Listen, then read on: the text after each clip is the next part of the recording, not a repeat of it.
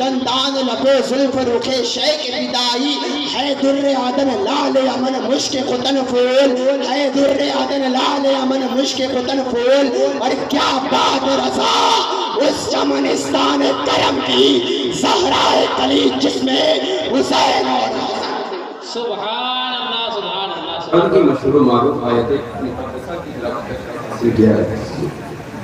اللہ تبارک و تعالی ارشاد فرماتا ہے والضحى واللیل اذا سجى اس کا معنی یہ ہے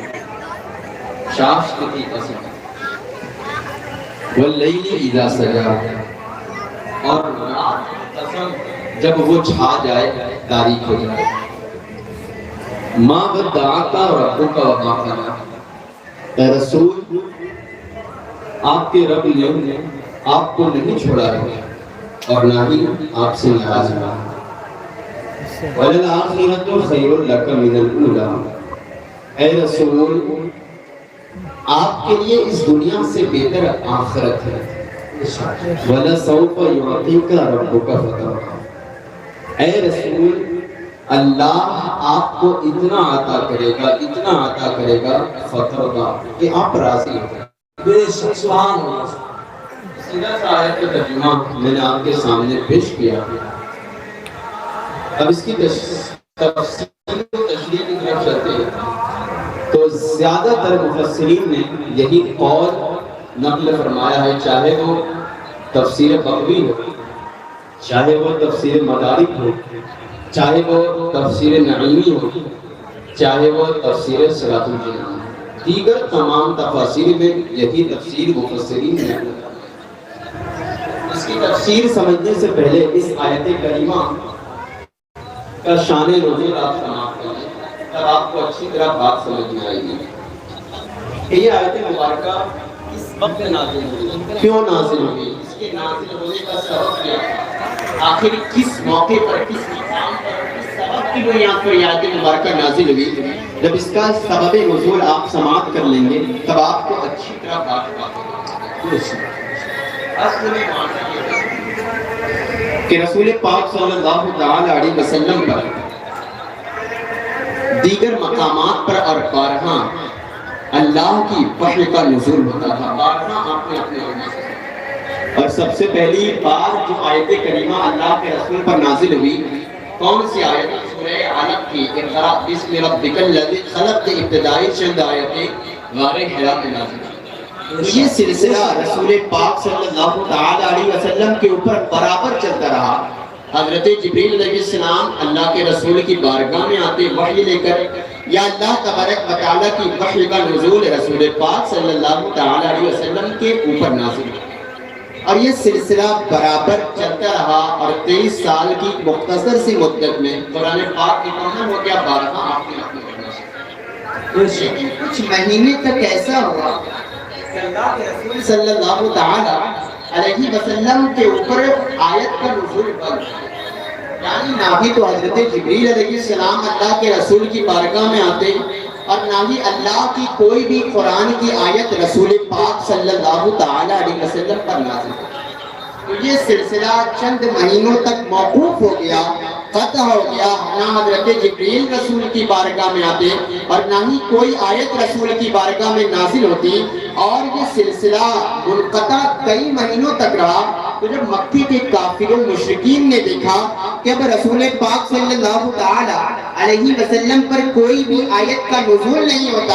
اب حضرت جبریل علیہ السلام ان کے پاس نہیں آتے تو مکے کے مشرکوں نے اللہ کے رسول کی شان مبارکہ میں نازبہ کلمات بکنا شروع کیے اور اللہ کے رسول کی شان میں گستاخیاں کرنا شروع کی اور کہا دیکھو دیکھے معاذ اللہ محمد کے رب نے ان کو چھوڑ دیا ہے محمد کے رب نے ان کو اپنے سے دور کر دیا چھوڑ دیا اب نہ ہی تو ان کے اوپر کوئی آیت نازل ہوتی ہے نہ ہی تو حضرت جبریل علیہ السلام ان کے پاس آتے ہیں کوئی آیت لے کر اب قرآن کی کوئی آیت ان کے اوپر نازل ہو نہیں ہوتی معاذ اللہ یہ جھوٹا نبوت کا دعویٰ کرتے تھے معاذ اللہ اب اللہ نے ان کو چھوڑ دیا ہے لیکن قربان جاؤ اللہ کے رسول کی شان میں کوئی نازبہ کلمات بکے اور اللہ تبارک و تعالیٰ کو کیسے گوارا ہو سکتا تھا سورہ توحا کی چند آیت مبارکہ اللہ کے رسول پر نازل ہوئی اور اس آیت مبارکہ کے نزول نے صبح قیامت تک ان کافروں مشرکوں کے زبانوں پر مہر اور تالا لگا دیا۔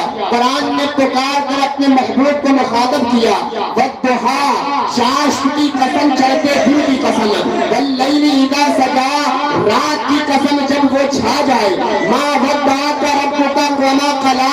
پیارے رسول، اللہ کے رسول نے نہ ہی تو آپ کو چھوڑا ہے اور نہ ہی آپ سے ناراض ہوا ہے، وَلَلْآخِرَةُ خَيْرٌ لَكَ مِنَ الْأُولَىٰ، اے اللہ کے رسول، کہ جو آج دنیا میں جتنے کتے آپ کے اوپر بھونک رہے ہیں، آپ کی شان مبارکہ قیامت کے دن ملاحظہ کریں گے کہ میدان محشر میں آپ کی شان کیا ہوگی، یہ دیکھ کر اشعش کریں گے۔ وَلَسَوْفَ يُعْطِيكَ رَبُّكَ فَتَرْضَىٰ، اے رسول، اللہ آپ کو وہاں اتنا عطا کرے گا، اتنا عطا کرے گا، اتنا عطا کرے گا کہ آپ راضی ہو جائیں۔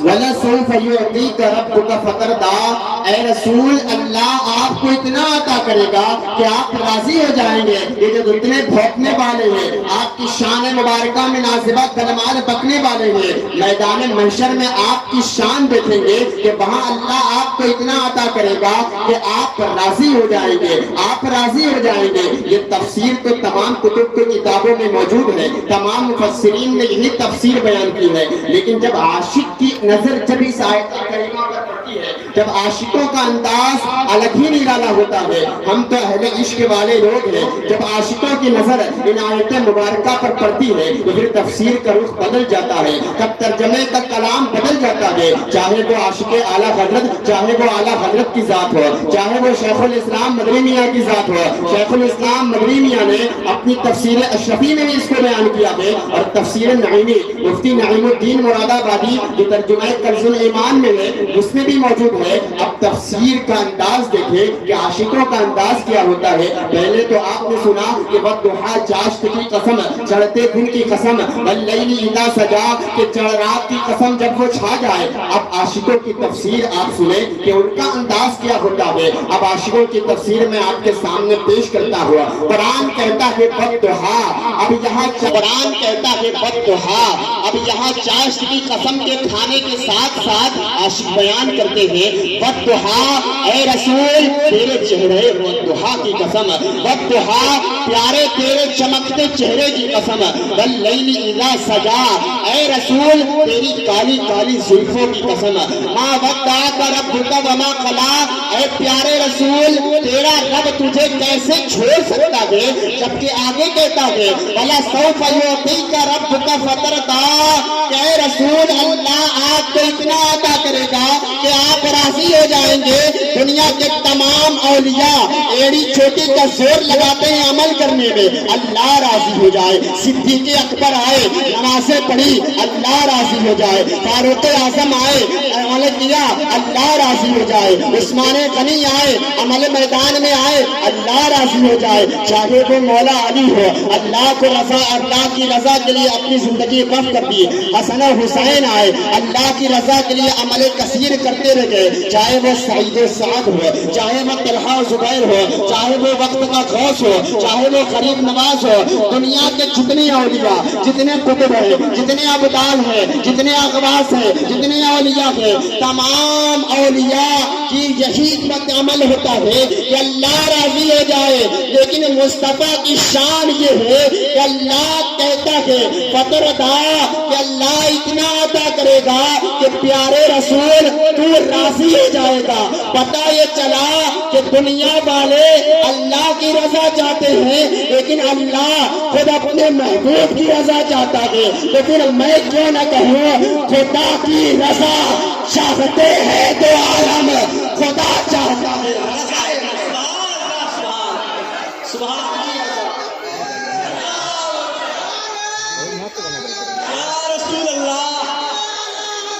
زندہ آواز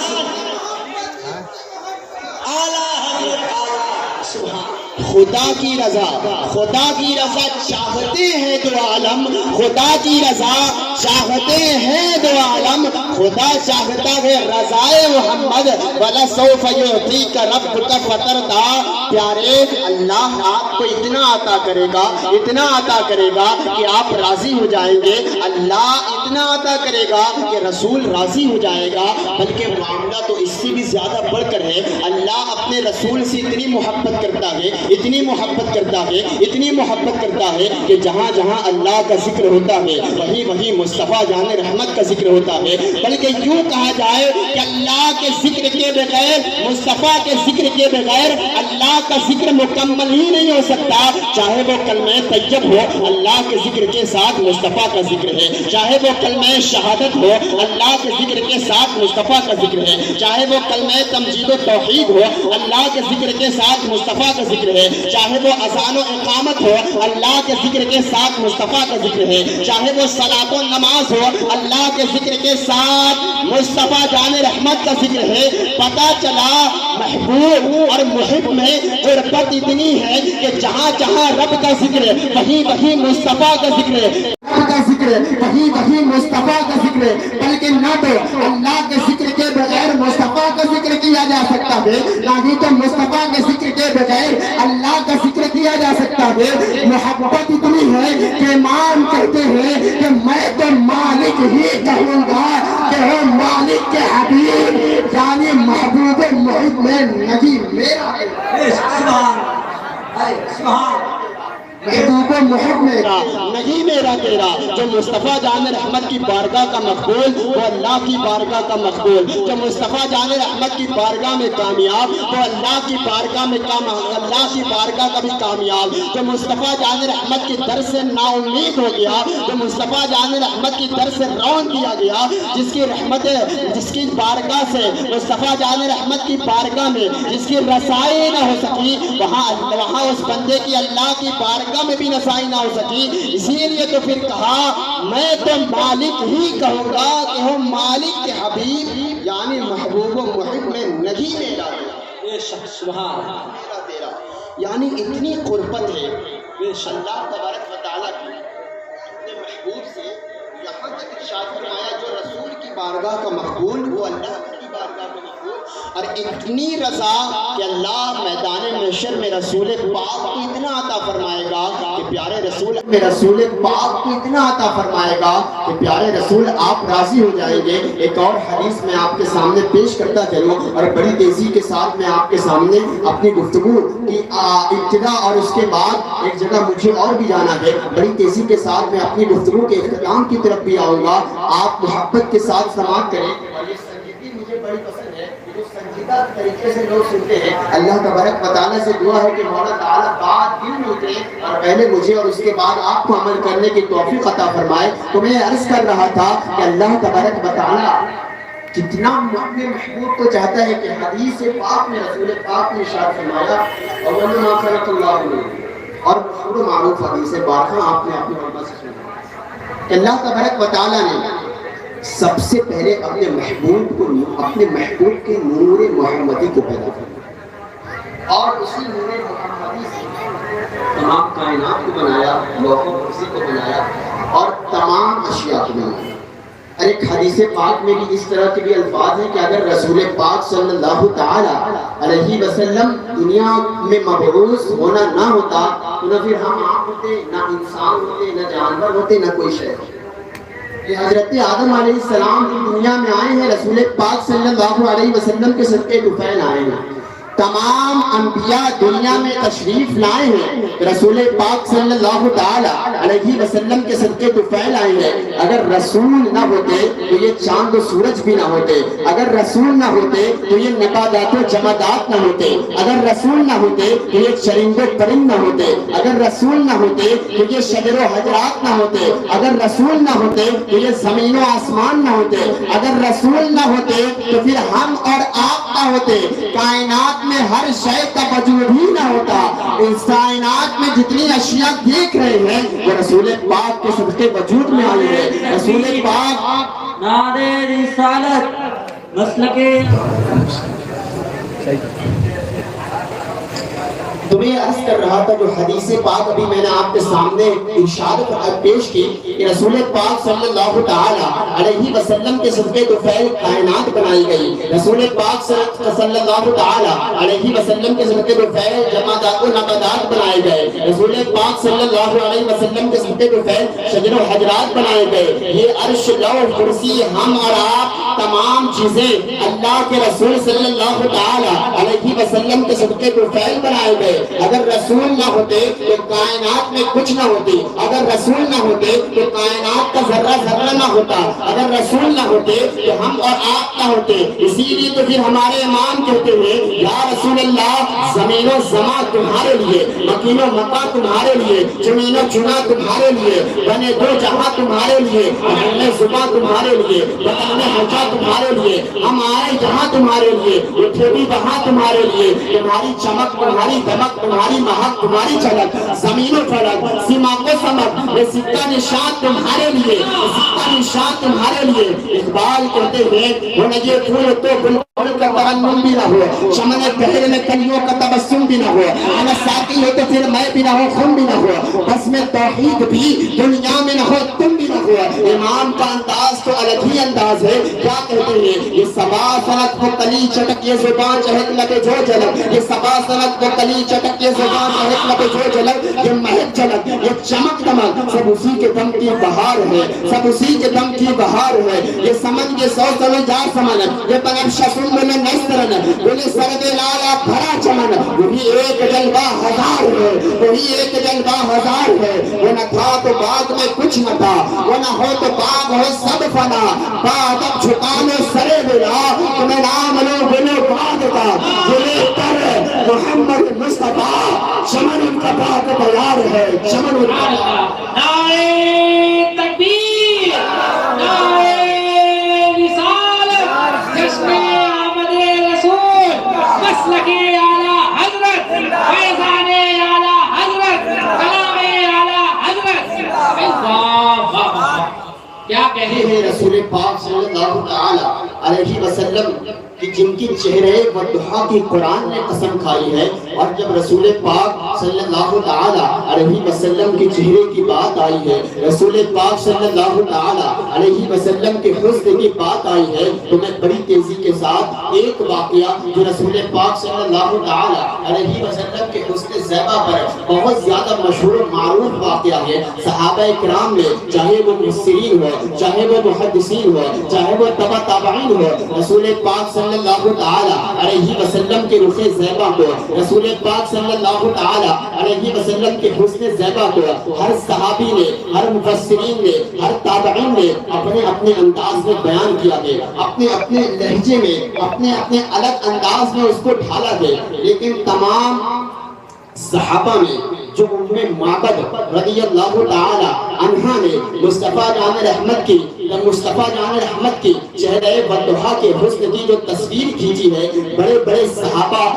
معبد رضی اللہ تعالی عنہ کے اس کلام پر رقص کرتے ہیں اور کہتے ہیں معبد میں جو مصطفیٰ جان رحمت کے حسن کو بیان کیا ہے, تمام صحابہ پر بھی جو جملہ بھاری ہے. آخر معبد رضی اللہ تعالی عنہ کا وہ کون سے جملہ ہے جس پر صحابہ کرام کو بھی ناز ہے. میں بڑی تیزی کے ساتھ معبد رضی اللہ تعالی عنہ کا واقعہ میں آپ کے سامنے پیش کرتا ہوں. معبد وہ خاتون ہے جو کا خیمہ مکے اور مدینے کے درمیان, مکے اور مدینے کے درمیان معبد رضی اللہ تعالی عنہ کا درمیان میں ایک خیمہ تھا. اللہ کے رسول صلی اللہ تعالی علیہ وسلم جب ہجرت مدینے ہجرت کرنے کا ارادہ فرمایا تو حضرت سیدنا صدیق اکبر رضی اللہ تعالی عنہ کے ساتھ آپ غار ثور میں چند دن تشریف فرما تھے. میں اس واقعات کی تفصیلات کی طرف نہیں جاتا, لیکن چند دن ٹھہرنے کے بعد اللہ کے رسول صلی اللہ تعالی علیہ وسلم غار ثور سے نکلے اور اب مدینے کی ہجرت کا ارادہ ہے. رسول پاک صلی اللہ تعالی علیہ وسلم کے ساتھ سیدنا صدیق اکبر رضی اللہ تعالی عنہ اور حضرت سیدنا صدیق اکبر نے اپنے دو غلام کو ساتھ میں لیا, اور اس واقعے کا تذکرہ ترمذی شریف کی حدیث میں موجود ہے.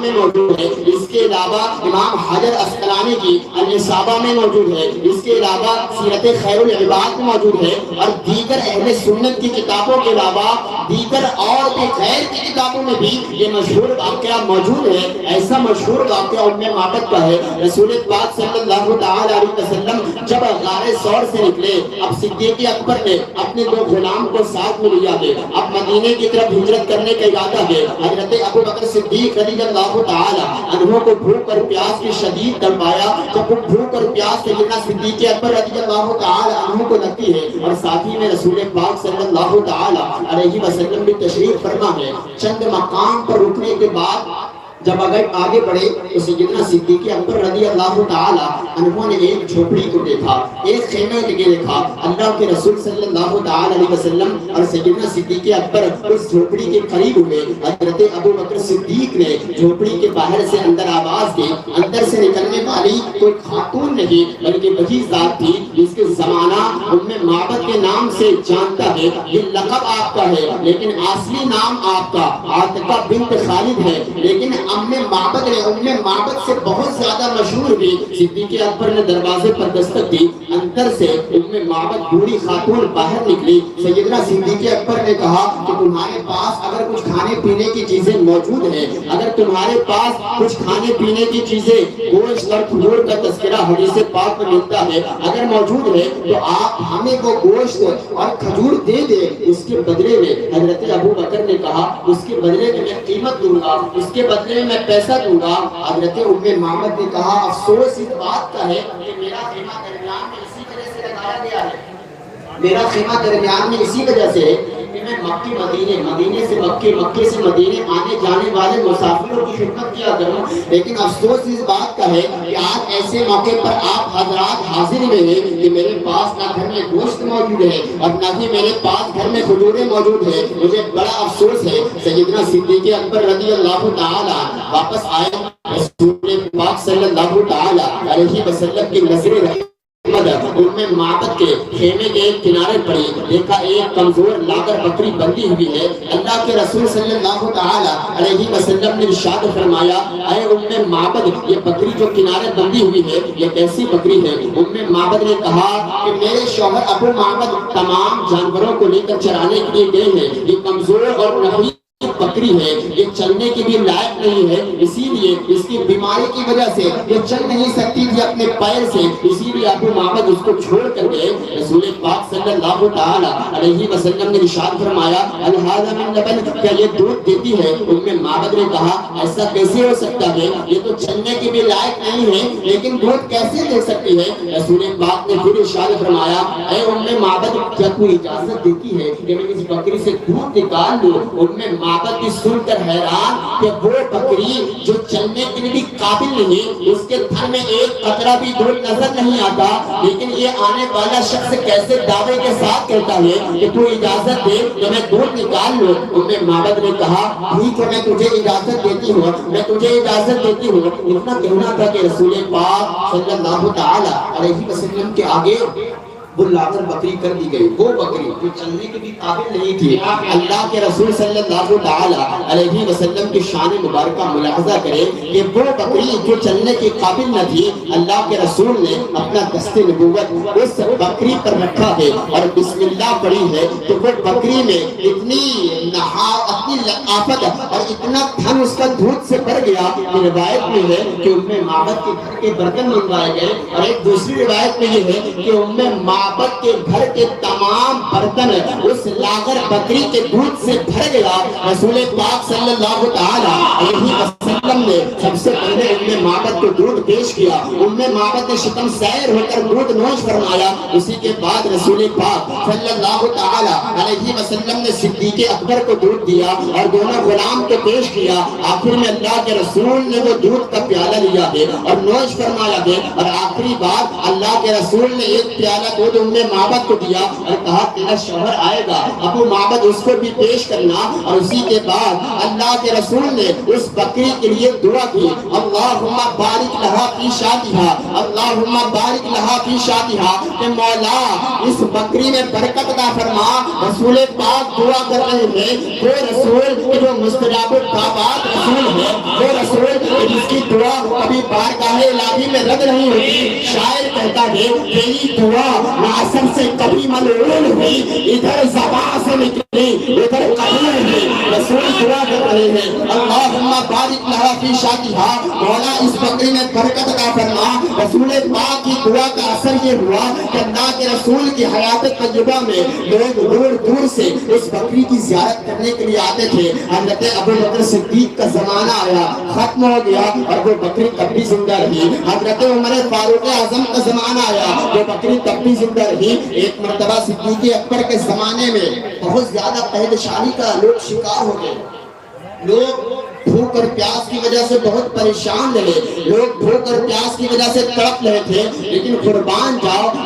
معبد کہتی ہیں کہ اس دور میں بھی جو حضرت عمر کا قحط شانی والا دور تھا، میری بکری اس وقت بھی زندہ رہی اور ایسا دودھ دیتی تھی، اتنا دودھ دیتی تھی جس طرح اپنے ابتدائی ایام میں دودھ دیا کرتی تھی۔ اور یہ رسول پاک کی دعا کا اثر تھا کہ عام جانور 4-5 سال میں مر جاتے، لیکن اللہ کے رسول کی دعا کی برکت سے 18 سال تک وہ بکری زندہ رہی اور قحط شانی کے دور میں بھی مجھے شکم سے نعرہ تکبیر، نعرہ رسالت، جشن آمد رسول۔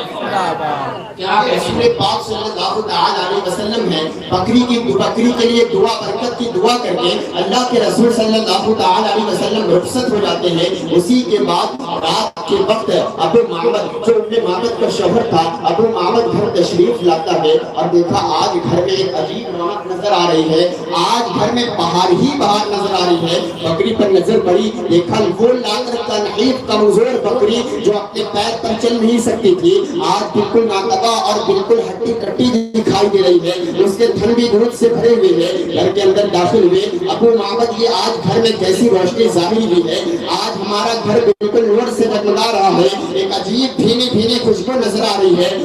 معبد نے دودھ کا پیالہ پیش کیا، ابو معبد نے کہا یہ کیسا دودھ ہے؟ کہا اسی لاغر بکری کا دودھ ہے۔ ابو معبد نے دودھ پیا، دودھ پینے کے بعد معبد نے اب جو مصطفیٰ جان رحمت صلی اللہ تعالی علیہ وسلم کے حسن کی تصویر کھینچنا شروع کیا ہے اپنے کلام کے ذریعے۔ آج کے بھی بڑے بڑے ادیب، بڑے بڑے خطبہ معبد کے ان جملوں کی اپنی بارگاہ میں بڑا ادب کرتے ہیں۔ آخر کو کون سا جملہ ہے جب ابو معبد نے کہا کون آیا تھا، کون تھا جس کی وجہ سے آج بہاریں آئی ہے؟ معبد نے نام تو سرکار علیہ السلام کا پوچھا نہیں تھا، آنے والا کون آیا تھا؟ ایک مختصر سی شارٹ ملاقات تھی، اللہ کے رسول برکت کی دعا دے کر چلے گئے۔ معبد سے بار بار ان کے شوہر ابو معبد پوچھ رہے ہیں آخر یہ سب کیسے ہوا، یہ برکتیں کیسے ہوئی، یہ نور سے روشنی کیسی پھیلی ہوئی ہے؟ معبد نے کہا کہ میں نے اس سے نام تو پوچھا نہیں تھا، لیکن اسی کے آنے کی وجہ سے گھر میں برکت ہوئی ہے۔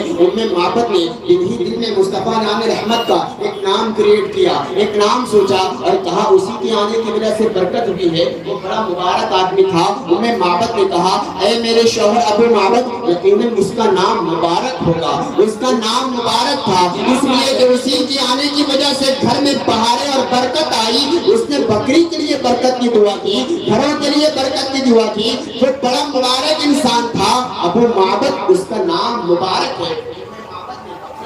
مصطفیٰ جان رحمت کا ایک نام سوچا اور مبارک کے نام سے یاد کیا اور کہا اے میرے شوہر ابو معبد، اس کا نام مبارک تھا، مبارک آیا تھا۔ اب ابو معبد نے پوچھنا شروع کیا اے معبد، مبارک دیکھنے میں کیسا تھا، اس کا کلام کیسا تھا، اس کا چہرہ کیسا تھا، اس کی بولی کیسی تھی، اس کا چلنے پھرنے کا انداز کیا تھا؟ اب معبد نے جو بیان کرنا شروع کیا ہے، معبد ارشاد فرماتی ہے وَرَأَيْتُ رَجُلًا ظَاهِرَ الْبَضَاءِ البضاعة وظاهر البضاعة ظاهر البضاعة قسيم وسيم وفي عينيه داع وفي عنقه ستاع وفي عنقه ستاع قسيم وسيم وفي صوته سعل. آگے ام معبد نے ایک طویل جملہ ارشاد فرمایا. میں اس کے الفاظ کے مفہوم کو آپ کے سامنے بیان کرتا ہوں. ابو معبد سے ان کی بیوی ام معبد نے بیان کرنا شروع کیا کہ میں نے ایک ایسی ذات کو دیکھا, رب کعبہ کی قسم ایسا چہرہ میں نے کبھی نہیں دیکھا تھا. ظاہر بغا تھی, اس کے جسم کے ہر حصے میں کمال تھا, اس کا ہر وہ اعضاء جسم کے کمال کو پہنچا ہوا تھا. قسیم قسیم, علماء نے اس قسیم اور قسیم کی بڑی لمبی لمبی تشریح کی ہے. مختصر میں آپ کے سامنے بڑی تیزی کے ساتھ بیان کرتا ہوا آگے بیان کرنا چاہتا ہوں کہ اس قسیم اور قسیم کی معنی علماء نے بڑا بیان کیا ہے. معنی ارشاد فرماتے ہیں قسیم کا معنی کیا ہوتا ہے. قسیم کا معنی یہ ہوتا ہے کہ جسم کا ہر حصہ, جسم کا ہر پارٹ, جسم کا ہر عضو حسن کے کمال کو پہنچا ہو. مثال کے طور پر اگر کسی شخص سے یہ کہا جائے کہ ہاں فلاں شخص کا ہاتھ بڑا خوبصورت ہے, اس کا ہاتھ بہت خوبصورت ہے, اس کا ہاتھ بہت حسین ہے, یا اگر کسی سے یہ کہا جائے کہ فلاں شخص کا لب اور اس کا ہونٹ بڑا خوبصورت ہے, تو یہ گمان اور وہم پیدا ہو سکتا ہے کہ ہاں اس کے ہونٹ کے علاوہ اس کی آنکھ اتنی خوبصورت نہیں ہوگی. ہاں اگر اس کی آنکھ بہت خوبصورت ہے تو اس کی ناک اتنی خوبصورت نہیں ہوگی. لیکن قسیم اس حسین کو کہتے ہیں کہ انتہائی خوبصورت جسم کا ہر حصہ علیحدہ علیحدہ پرائیویٹ الگ الگ جسم کا ہر حصہ حسن کے کمال کو پہنچا ہو, حسین نہ ہو بلکہ حسن کے کمال کو پہنچا ہو. مثال کے طور پر یوں سمجھے میرے مبارک کی آنکھیں ایسی تھی اس کی آنکھوں کا مقابلہ کوئی نہیں کر سکتا.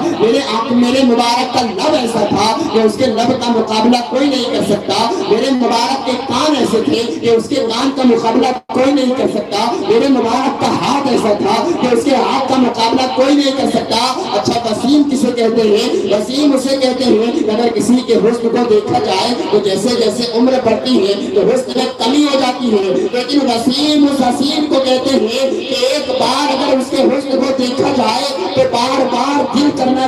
دل دیکھنے کا ارادہ چاہے, بار بار دیکھنے کا ارادہ کرے. آگے ارشاد فرماتی ہوں ام معبد وفی صوتہ سعل, ایسی گونجدار آواز, اس کی آواز میں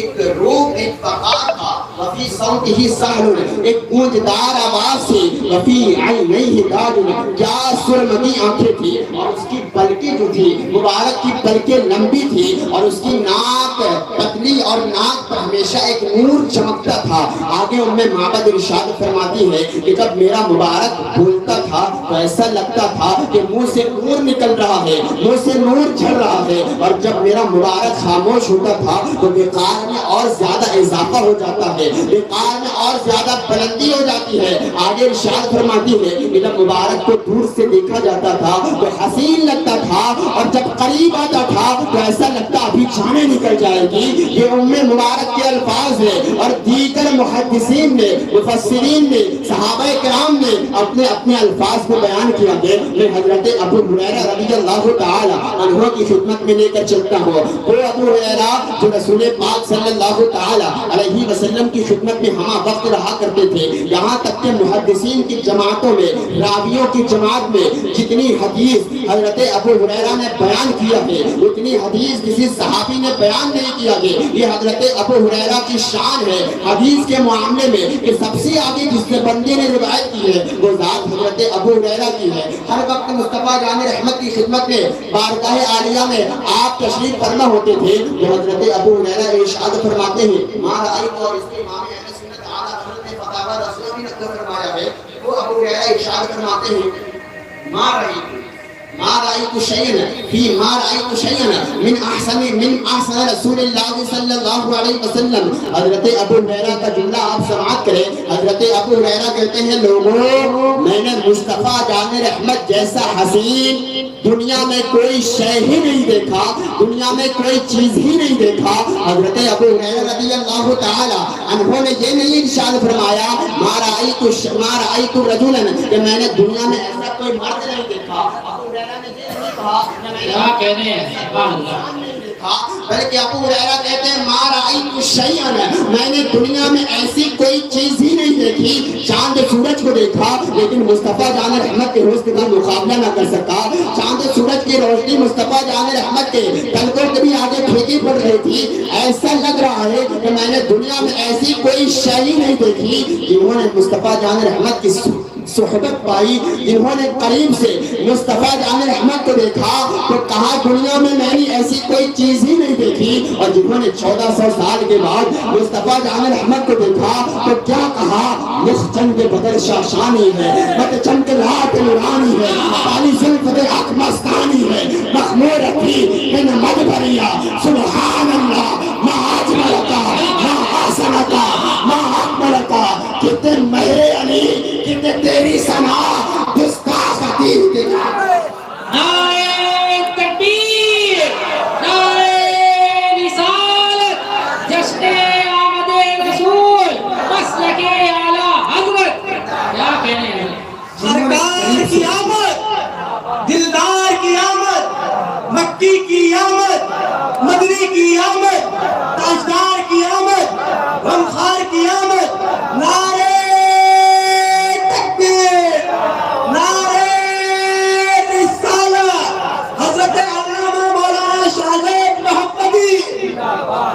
جنہوں نے قریب سے مصطفیٰ جان رحمت کو دیکھا، جنہوں نے رسول پاک کی صحبت پائی، جنہوں نے رسول پاک کو اپنے ماتھے کی نگاہوں سے ان کی صحبت میں رہ کر جلوہ فرما دیکھ کر رسول پاک کو اپنے ماتھے کی نگاہوں سے دیکھا، انہوں نے کیا کہا، وہ وقت کا ثنا خان جو بارگاہ مصطفیٰ کی بارگاہ کا ثنا خان ہے، اپنے ماتھے کی نگاہوں سے قریب سے دیکھ کر کیا کہتا ہے، ما احسن منک لم ترقت عینی واجمل منک لم تلد النساء خلقت مبرئا من کل عیب کانک قد خلقت کما تشاء، جنہوں نے قریب سے مصطفیٰ جان رحمت کو دیکھا، انہوں نے کہا مصطفیٰ جان رحمت جیسا حسین آج تک کسی ماں نے پیدا ہی نہیں کیا، مصطفیٰ جان رحمت جیسا حسین آج تک کسی ماں نے جنا ہی نہیں، جنہوں نے قریب سے دیکھا تو یہ کہا، اور جنہوں نے 1400 سال کے بعد بریلی کا محدث نے دیکھا، انہوں نے کہا لم یاد ندیر کثیر نظر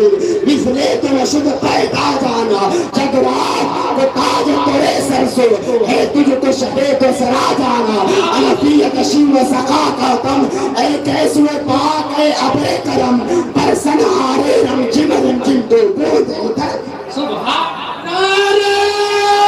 تکبیر، نعرہ رسالت، مسلک اعلیٰ حضرت، عشق محبت، عشق محبت، پیار محبت، پیار محبت، بستی بستی کریا کریا، جشن عید میلاد النبی، زندہ باد، جنہوں نے قریب سے مصطفیٰ جان رحمت صلی اللہ تعالی علیہ وسلم کو دیکھا، انہوں نے کیا کہا، حضرت جابر بن عبداللہ رضی اللہ تعالی عنہ بیان فرماتے ہیں کہ ایک مرتبہ میں راستے سے چل رہا تھا، میں مصطفیٰ جان رحمت صلی اللہ تعالی علیہ وسلم کی خدمت عالیہ میں حاضر ہوا، میں نے دیکھا آقا کریم صلی اللہ تعالی علیہ وسلم نے لال سرخ چادر اوڑھی ہوئی ہے، اللہ کے رسول صلی اللہ تعالی علیہ وسلم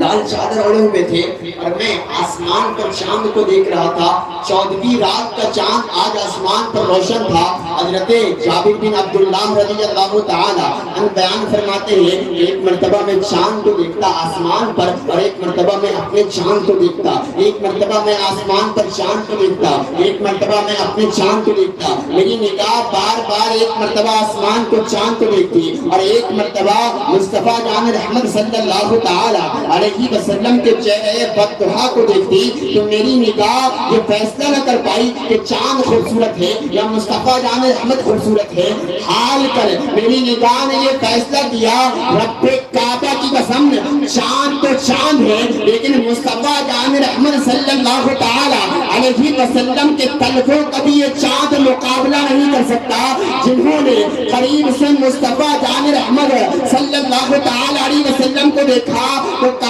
چاند ان کے طلبوں کا بھی مقابلہ نہیں کر سکتا، اور جنہوں نے 1400 سال کے بعد اپنے ماتھے کی نگاہوں سے مصطفیٰ جان رحمت کو کو دیکھا تو بریلی کا محدث کہتا ہے یا رسول اللہ سرور کہوں کہ مالک و مولا کرو تجھے، باغ خلیل کا گل زیبا کرو تجھے، اللہ رے تیرے جسم منور کتاب سے اے جانے جاں میں جانے تجلا کرو تجھے، تیرے تو عیب تیرے تو وصف عیب تراغی سے بری، حیران ہوں میرے شاہ میں کیا کیا کروں تجھے، لیکن رضا نے ختم سخن اس پہ کر دیا، خالق کا بندہ خلق کا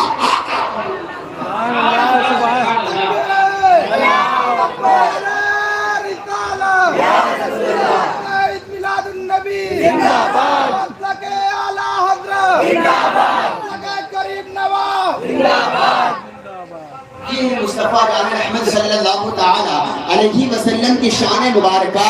جنہوں نے رسول پاک صلی اللہ تعالی علیہ وسلم کو اپنے ماتھے کی نگاہوں سے دیکھا، جنہوں نے مصطفیٰ جان رحمت صلی اللہ تعالی علیہ وسلم کی صحبت پائی، جنہوں نے اپنے ماتھے کی نگاہوں سے مصطفیٰ جان رحمت کو دیکھا، وہ کہتے ہیں کہ مصطفیٰ جان رحمت جیسا حسین دنیا میں کوئی شے ہی نہیں دیکھا، مصطفیٰ جان رحمت جیسا حسین دنیا میں کسی چیز ہی کو نہیں دیکھا۔ اور جب 1400 سال کے بعد امام دیکھتے ہیں تو کیا کہتے ہیں، سرتاب قدم ہے، سرتاب قدم ہے تن سلطان زمن پھول، سرتاب قدم ہے تن سلطان زمن پھول، سرتاب قدم ہے تن سلطان زمن پھول، لب پھول دہن پھول سکن پھول بدن پھول، سرتاب قدم ہے تن سلطان زمن پھول، لب پھول دہن پھول سکن پھول بدن پھول، واللہ جو مل جائے میرے گل کا پسینہ، واللہ جو مل جائے میرے گل کا پسینہ، مانگے نہ کبھی عطر نہ پھر چاہے دلہن پھول، مانگے نہ کبھی عطر نہ پھر چاہے دلہن پھول، ان کا بھی ہمارے تو ہلائے نہیں ہلتا، ان کا بھی ہمارے تو ہلائے نہیں ہلتا، تم چاہو تو ہو جائے ابھی کوہ میں پھول، تم چاہو تو ہو جائے ابھی کوہ میں پھول، کندان لبو زلف رکھے شیخ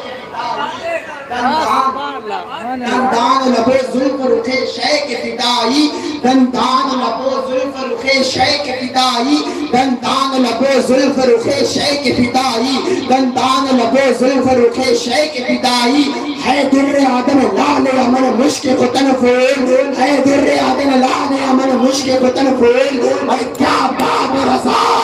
اس چمنستان کرم کی، زہرا خلیج جس میں حسین اور حسن، سبحان اللہ سبحان اللہ، کیا کہنے ہیں، واہ واہ واہ، زندہ باد زندہ باد۔ یہ ہے آقا کریم صلی اللہ تعالی علیہ وسلم کی شان مبارکہ۔ اچھا یہ جتنے صحابہ کرام نے ابھی مصطفیٰ جان رحمت کے اس کو آپ کے سامنے بیان کیا، ان کے قریب والوں نے یہ 1400 سال بعد آنے والے یا اب تک جو مفسرین علماء بیان کرتے آ رہے ہیں، یہ مصطفیٰ جان رحمت صلی اللہ تعالی علیہ وسلم کا حسن ظاہری ہے، یہ حضور کا حسن ظاہری کا بیان صلی اللہ تعالی علیہ وسلم کے حسن ظاہری اس نے باطن کا بیان کون کر سکتا ہے، اس نے باطن کا مقام کون جانتا ہے، اسی لیے تو اللہ کے رسول نے صدیق اکبر سے کہا کہ یا ابا بکر لم یعرفنی حقیقتا غیر ربی، ابو بکر میری حقیقت کیا ہے سوائے میرے رب کے دنیا میں کوئی نہیں۔ اتنا جو بیان کیا جا رہا ہے حضور کا حسن ظاہری بیان کیا جا رہا ہے، ان کے باطن کا حسن، ان کے باطن کی شان کیا ہے یہ اللہ جان رہا ہے، اس لیے کہ رسول پاک نے صدیق اکبر سے کہا یا ابا بکر لم یعرفنی حقیقتا غیر ربی، ابو بکر میری حقیقت میری شان میرے رب کے علاوہ کوئی نہیں جانتا۔ ارے جب صحابہ کا سردار ابو بکر صدیق مصطفیٰ جان رحمت کی شان و مقام کو نہ سمجھ سکا تو آج کے لوگ کیسے مصطفیٰ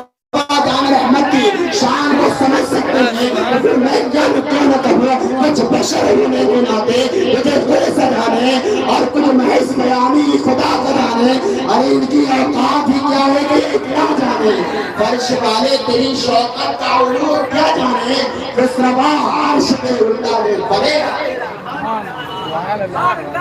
یہ شان ہے مصطفیٰ جان رحمت صلی اللہ تعالی علیہ وسلم کی۔ اور یہ جو بیان کیا جا رہا ہے مصطفیٰ جان رحمت کا حسن اللہ کے رسول صوفیہ فرماتے ہیں صوفیہ یہاں کے شاعر ہوتے ہیں. آخری بات میں پیش کر کے اپنی مضمون تمام کر دینا چاہوں گا. حضرت بڑی تاریخ دلی سے بیٹھے ہوئے حسن ظاہر کی بات بڑھا سب کچھ جتنے لوگ سارے پیچھے سمجھنے سے کہو سامنے دیکھنے کے ظاہر کو دیکھ رہے ہیں. اب اس نے جب حسن ظاہر کے مقام رسول پاک کے حسن باطن کا مقام اسے کیسے پانی صوفیہ ارشاد فرماتے ہیں کہ اللہ کے رسول صلی اللہ تعالی علیہ وسلم کو جو دنیا میں بھیجا گیا ہے اللہ تبارک و تعالیٰ نے ان کے اوپر 70,000 نوری پردے ڈال کر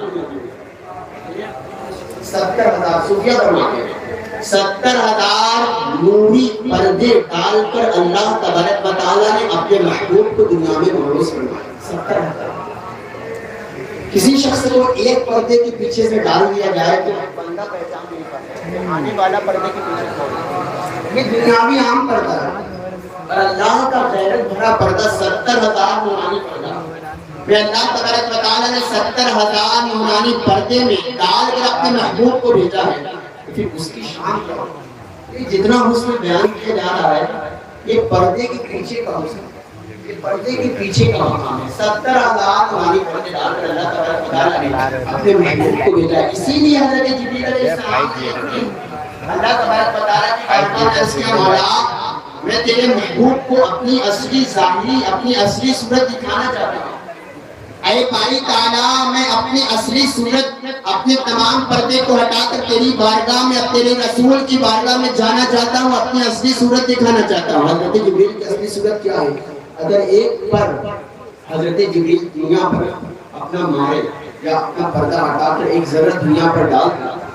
اس کی جلالت سے اس کی جلال سے پوری دنیا کے لوگ مر جائیں. یہ حضرت جبریل علیہ السلام کیا کہا اللہ کی بارگاہ میں مولا میں اپنے تمام پردے کو ہٹا کر اپنی اصلی صورت تیرے رسول کو دکھانا چاہتا ہوں. جب بھی اللہ کے رسول کی بارگاہ میں حضرت جبریل آتے تو نورانی شکل میں آتے. آج عرض کر رہے مولا میں اپنی اصلی صورت تیرے رسول کے پاس جا کر دکھانا چاہتا ہوں. اللہ تبارک و تعالیٰ نے کہا ٹھیک ہے جاؤ. اپنے تمام پردے کو ہٹا کر جبریل علیہ السلام رسول کی بارگاہ میں آنے لگے. ادھر کعبے کے ذہن میں رسول پاک صلی اللہ علیہ وسلم تشریف فرما ہے. اللہ تبارک و تعالیٰ نے مخاطب کر کے ارشاد فرمایا پیارے جبریل اپنے تمام پردے کو ہٹا کر آ رہا ہے. تیرے اوپر 70,000 جو نورانی پردے ڈالے ہیں تو ایک پردہ ہٹا.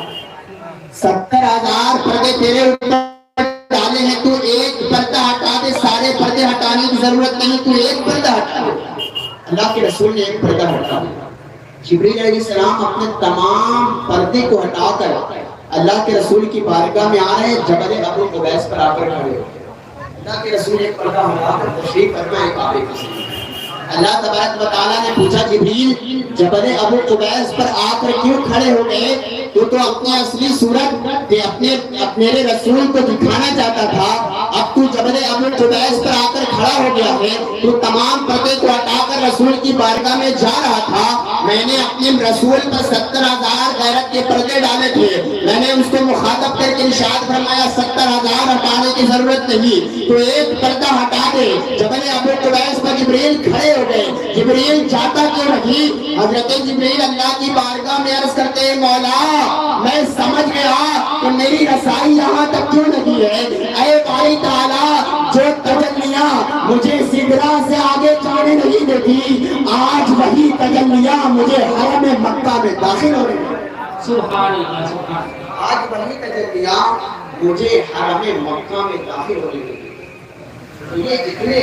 حسن مصطفیٰ رحمت صلی اللہ علیہ وسلم کے حسن کو بیان کیا جا رہا ہے کہ آقا کریم صلی اللہ تعالی علیہ وسلم کے حسن ظاہری کو بیان کیا جا رہا ہے. اور یہ تمام شان رسول صلی اللہ تعالی علیہ وسلم کی بیان کی جا رہی ہے. یہ پردے کی پیچھے سے بیان کی جا رہی ہے. اگر ایک پردہ بھی ہٹ گیا تو پھر حسن کا عالم کیا ہوگا جس کو ہمارے ماتھے کی نگاہوں کے دیکھنے کی طاقت نہیں ہے. صحابہ نہ دیکھ سکے تو پھر ہم اور آپ کیا ہوگا.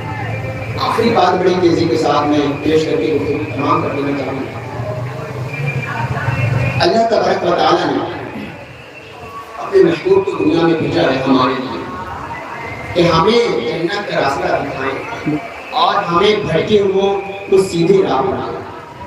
اور رسول پاک صلی اللہ تعالی علیہ وسلم کا عشق امت مسلمہ پر فرض رہتا کہ بخاری شریف کی حدیث پاک لا یؤمن احدکم حتی اکون احب الیہ من والدہ وولدہ والناس اجمعین، تم میں کا کوئی بھی شخص اس وقت تک کامل مومن ہو ہی نہیں سکتا جب تک وہ اپنے والدین سے زیادہ، اپنے بچوں سے زیادہ، حتیٰ کہ اپنی خود کی جان سے زیادہ مصطفیٰ جان احمد کی محبت کرے۔ یہ رسول پاک صلی اللہ علیہ وسلم کی محبت ہمارے اوپر فرض ہے۔ اچھا اگر ہم محبت کا دعویٰ کریں اور ہم نمازوں سے دور رہیں تو یہ کیسے محبت ہے؟ ہم ایک طرف محبت رسول کا دعویٰ بھی کریں، ہم زناکاری میں لگے رہیں، یہ کیسی محبت ہے؟ ہم ایک طرف محبت رسول کا دعویٰ بھی کریں اور جوا اور شراب نوشی بھی نہیں کریں، یہ کیسی محبت کی علامت ہے؟ ایک طرف ہم محبت رسول کا دعویٰ بھی کریں اور سڑکوں پر بدنگاہی اور عیاشی بھی کرتے نظر آئیں، یہ کیسی محبت ہے؟ ارے محبت تو یہ ہوتی ہے، محبت تو دل کی ارادے اور دل سے کی جاتی ہے، زبان سے محبت نہیں ہوتی۔ محبت تو اصل وہ ہوتی ہے کہ محبت صحابہ نے کی تھی، اگرچہ دیکھنے میں وہ غلامی کی زندگی گزار رہے تھے لیکن اصل غلامی میں وہ شہنشاہی والی زندگی گزار رہے تھے۔ تو صحیح معنوں میں آج جو ہم نے محبت کا دعویٰ کیا ہے، زبانی محبت کا دعویٰ کیا ہے، اگر حضور کا عشق آج ہمارے دلوں میں ہوتا نا، آج ہم ذلیل نہ ہوتے۔ صحابہ نے حضور کا عشق دلوں میں بسا کر زندگی گزاری تھی، وہ ذلیل نہ تھے بلکہ وہ برتر و بالا تھے، وہ اعلیٰ تھے، وہ بلند مقام والے تھے۔ قرآن کل بھی وہی تھا، قرآن میں اس کا ایک حرف، ایک لفظ، ایک زیر زبر کا بھی تھا۔ وہی قرآن جو صحابہ کے زمانے میں تھا، آپ بھی قرآن میں مانتے ہیں، سارے کا قیدہ اسی بات ہے۔ جو حدیث طیبہ مصطفیٰ جان احمد صلی اللہ علیہ وسلم کے زمانے میں صحابہ کرام نے سن رکھی تھی، روایت کی تھی، آج بھی بخاری میں ساری حدیثیں نہیں موجود ہیں۔ صحابہ کی سیرت جو کل تھی آج بھی وہی موجود ہے، لیکن کیا بات ہے، کل کے مفسرین جب وہ قرآن پڑھتے تھے تو غیروں کے آگے اپنا سر نہیں جھکاتے بلکہ سر بلند کرتے تھے۔ وہی قرآن جب کل کے لوگ پڑھتے تھے تو پسپا اور ذلیل نہیں ہوتے تھے بلکہ وہ سر اٹھا کے چلا کرتے تھے۔ آج وہی قرآن ہمارے پاس ہے لیکن پھر بھی ہم ذلیل ہیں۔ آخر اس کی وجہ کیا ہے؟ اس کی وجہ یہ ہے کہ ہم نے قرآن کو رٹا تو بہت لیکن اس پر عمل نہیں ہوا۔ ہم نے قرآن کو رٹا بہت، پڑھا بہت، لیکن قرآن ہم سے کہہ کیا رہا ہے، قرآن ہمیں سکھا کیا رہا ہے، قرآن ہمیں کس راستے پر چلانا چاہتا ہے، ہم نے قرآن کی ایک بات بھی نہ مانی۔ مانی تو اس کی مانی، مجھے افسوس ہوتا ہے اس بات میں کہنے میں کہ رشتہ آباد والوں، اگر میری بات کا اگر برا لگے تو مجھے معاف کرنا۔ آج ہم محبت رسول کا اپنی زبانی دعویٰ تو کرتے ہیں لیکن کردار میں آج ہم محبت رسول والا کردار نہیں اپناتے، ہم کردار بیان کرتے ہیں کس کے؟ آج کے ایکٹروں کی کردار پر، آج کے فٹ بالروں کی کردار پر عمل کرتے ہیں، آج کے کرکٹروں کے کردار پر عمل نہیں کرتے ہیں، آج کے ٹک ٹاکروں کے کردار پر عمل نہیں کرتے ہیں۔ حال یہ ہے نوجوانوں کا، اگر کسی ایکٹر کو پھٹی پینٹ پہنتا ہوا دیکھا تو آج کا نوجوان پھٹی پینٹ پہن کر دیکھا۔ آج حال یہ ہے کہ اگر کسی ایکٹر کو کان میں بالیاں پہنتا دیکھا تو آج نوجوان کان میں بالیاں پہنتا گھوم رہا ہے۔ اگر کسی نے گلے میں چین پہنی تو آج کا نوجوان گلے میں چین پہن کر گھوم رہا ہے۔ آج کرکٹروں کے کردار کو ہم اپنائے ہوئے ہیں، زبانی اعلان کرتے ہیں ہمیں محمد رسول سے عشق ہے، ہمیں حضور سے پیار ہے، لیکن رب کعبہ کی قسم ہم نے حضور کے کردار کو اپنے پیٹ کے پیچھے پھینکا ہے اور آج کے ایکٹروں کے کردار کو اپنے سینے میں بسایا ہوا ہے۔ آج ہم ان کے ہیئر اسٹائل کو دیکھ کر اسی طرح ہم ہیئر اسٹائل لگتے ہیں، آج ان کے چال چلن کو دیکھ کر اسی طرح ہم چلنا سیکھتے ہیں، آج ان کے مسکراتا ہوا دیکھ کر اسی طرح مسکرانے کی کوشش کرتے ہیں، آج ان کی ادائیں کے دیکھ کر ہم ان کی اداؤں پر قربان جاتے ہیں۔ ارے جو تمہیں جانتا تک نہیں، جو تمہیں پہچانتا تک نہیں، آج ہم اس کے کردار پر عمل کر رہے ہیں، اور جو پیدا ہوتے ہی رب حبلی امتی کی صدائیں مارے لگے، ہم نے اس کے کردار کو پیٹ کے پیچھے پھینک دیا۔ آج ہم نے اس کے کردار کو پیٹ کے پیچھے پھینک دیا جو ہمارے لیے رات بھر جاگ کر نمازوں میں طول دے کر قیام دے کر ہمارے دعائیں کرتا رہا۔ آج ہم نے اس کے کردار کو اپنے پیٹ کے پیچھے پھینکا اور آج کے ایکٹروں کے کردار کو سینے پھینکا۔ ان کی اداؤں کو دیکھ کر ہم قربان ہوئے۔ مصطفیٰ جان احمد صلی اللہ تعالی علیہ وسلم کی ادا پر کبھی آپ غور کریں۔ آج ہم ان کے مسکراتا ہوا دیکھ کر ہم اسی طرح مسکرانے کی کوشش کرتے ہیں۔ آج ہم اس طرح ان ایکٹروں کے کردار کو دیکھ کر عمل کرنے کی کوشش کریں گے. اگر انداز دیکھنا ہے تو مصطفیٰ جان رحمت کا انداز دیکھو کہ جب مسکرا دے تو اندھیرے میں اجالا ہو جائے. اگر ادا دیکھنی ہے تو مصطفیٰ جان رحمت کی ادا دیکھو, جب بولے تو منہ سے نور نکلے. اگر ادا دیکھنی ہے تو مصطفیٰ جان رحمت کی ادا دیکھو کہ جب چلے تو پتھر آپ کو سلام کرے. اگر ادا دیکھنی ہے تو مصطفیٰ جان رحمت کی ادا دیکھو, اگر اشارہ کریں تو چاند ٹکڑے ہو جائے. اگر ادا دیکھنی ہے تو مصطفیٰ جان رحمت کی ادا دیکھو, اگر اشارہ کریں تو ڈوبا سورج پلٹ آئے. اگر ادا دیکھنی ہے تو مصطفیٰ جان رحمت کی ادا دیکھو, ڈالے تو اندھی آنکھ صحیح ہو جائے. اگر ادا دیکھنی ہے تو مصطفیٰ جان رحمت کی ادا دیکھو, اگر اشارہ کرے تو پیڑ اپنی جڑ کھودتا ہوا آپ کے سامنے آ جائے. ارے حضور کو فالو کرتے ہوئے زندگی گزارے تو ہم دنیا میں بھی کامیاب, آخرت میں بھی کامیاب. اور اقبال کہتے ہیں کی محمد سے وفا تو نے تو ہم تیرے لے. ارے یہ جہاں چیز ہے کیا لوح و قلم.